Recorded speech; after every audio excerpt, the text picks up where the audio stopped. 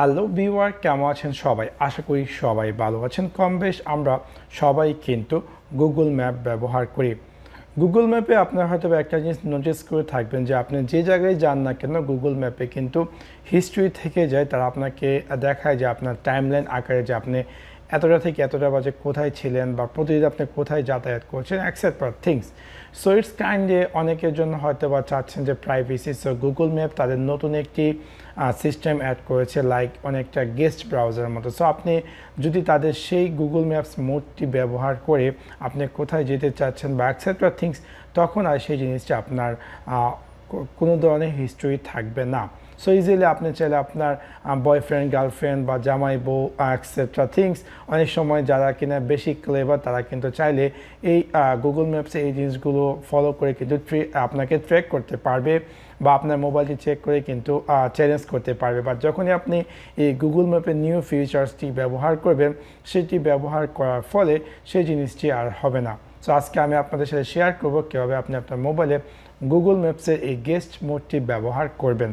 So আপনাদেরকে সম্পূর্ণ ভিডিওটি দেখার জন্য আমন্ত্রণ জানাচ্ছি। সাবস্ক্রাইব বাটনটিতে ক্লিক করুন এবং পাশে থাকা যে বেল আইকনটি আছে তাতে ক্লিক করুন আমাদের ভিডিও সবার আগে পেতে। চলুন তাহলে দেখে আসি কিভাবে আপনি আপনার মোবাইলে যে গুগল ম্যাপ সার্ভিসটি আছে সেটি ব্যবহার করবেন একদম গেস্ট ইউজার হিসাবে। লাইক অনেকটাই কোনো ধরনের হিস্টোরি আপনার মোবাইলে থাকবে না, আপনি কোথায় গিয়েছিলেন বা কী আসো বিষয়ে কিনা অনেকটা বলা হয় ইন্টোগনিট মোড।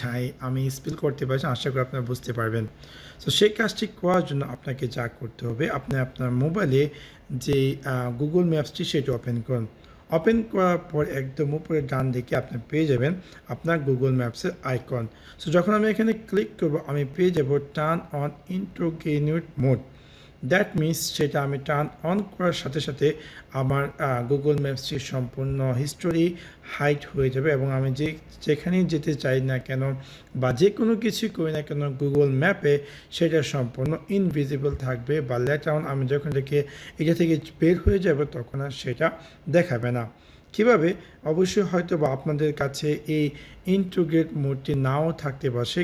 যদি না থাকে তাহলে আপনাকে কি করতে হবে, আপনি আপনার প্লে স্টোরটি ওপেন করুন। ওপেন করার পর আপনি ম্যাপসে যান, দেখুন যে আপনার ম্যাপসটি আপ টু টুডে আপডেট আছে কিনা, যেটা কিনা গুগল ম্যাপস। এখানে যদি আপনার ম্যাপসটি আপ টু টুডে না থাকে তাহলে আপনাকে এখানে অপশন দিবে ওপেনের জায়গায় আপডেট। দ্যাট মিনস যখন আপনি আপডেটে ক্লিক করবেন তখনই আপনি পেয়ে যাবেন এই গুগল ম্যাপসের যে নতুন ফিচার্সটি, যে কিনা ইন্টিগ্রেট মোড।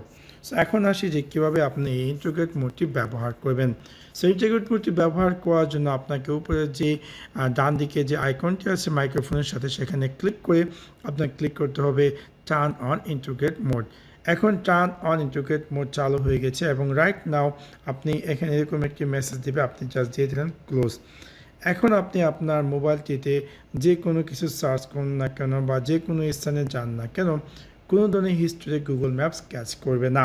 তার ফলে কী হবে, আপনার সব কিছু সিকিউর থাকবে। যদি আপনি চান না যে গুগল ম্যাপ আপনাকে ট্র্যাক করুক আপনি কোথায় যাচ্ছেন বা কী আসল বিষয়।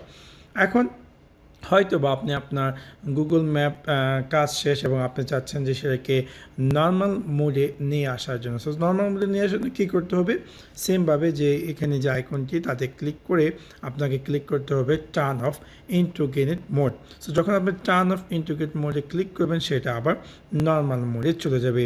সো এভাবে খুব সহজে আপনি চাইলে আপনার মোবাইলে গুগল ম্যাপটি গেস্ট হিসেবে ব্যবহার করতে পারেন এবং গুগল ম্যাপ আপনার কোনো ধরনের হিস্টোরি সেভ রাখবে না। আশা করি আপনাদের এই ভিডিওটি ভালো লেগেছে এবং যদি এই ভিডিওটি ভালো লেগে থাকে অবশ্যই লাইক এবং শেয়ার করতে ভুলবেন না। Thanks for watching my video. See you next one. Piece.